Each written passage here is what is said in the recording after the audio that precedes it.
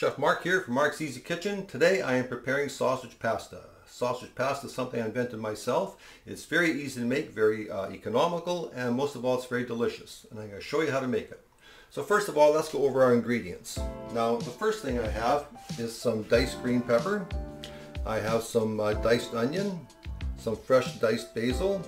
I have about 6 mushrooms that I've sliced up.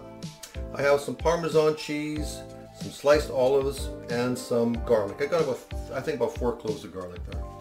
Now I have some sausage meat, I have some pasta, and I have some sauce. Now the first thing I do is get my pasta on the go. I've got my water boiling. I've added about a tablespoon of salt and about maybe a teaspoon of oil to the water. So I'm going to put my pasta in there and kind of stir that around a bit, get it cooking. Now what I'm going to do now is get my meat sauce started. So on a scale of about 1 to 10, I'm going to be cooking at about 7 or 8 for heat. So I'm going to put my meat on. And then now that my meat is on and it's cooking, I'm going to just sort of stir that around a bit. And I'm going to add my garlic pretty much right away. Get the garlic and the meat cooking together. Now I'm going to add my onions.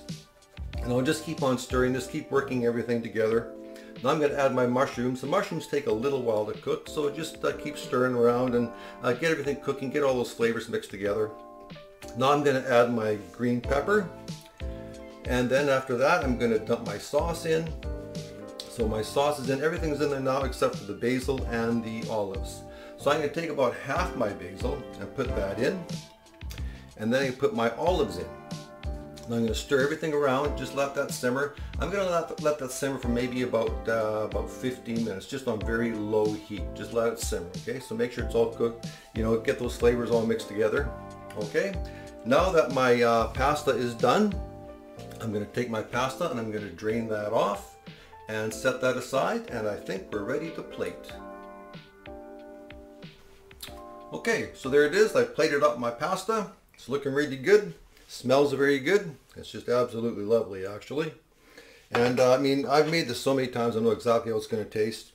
Now the star ingredient of this dish is the sausage meat. That's what really makes it. Adding some of that fresh basil in there, and of course the garlic and all that. That really helps too. That's really nice. You can't go wrong with something like that. So I'm going to twist some of this on here.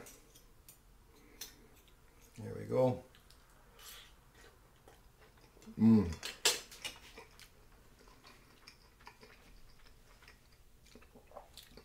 Noodles are cooked spot on.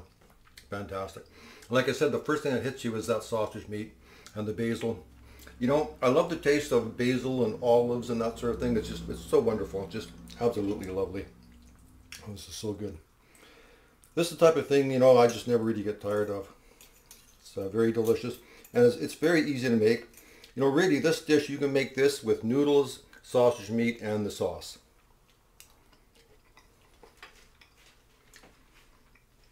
That's really all you need. Wow, that's fantastic. Got a Cabernet.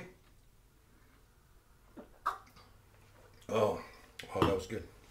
Well, there it is, my friends. Sausage pasta. I'm Chef Mark from Mark's Easy Kitchen. Until we eat again, cheers.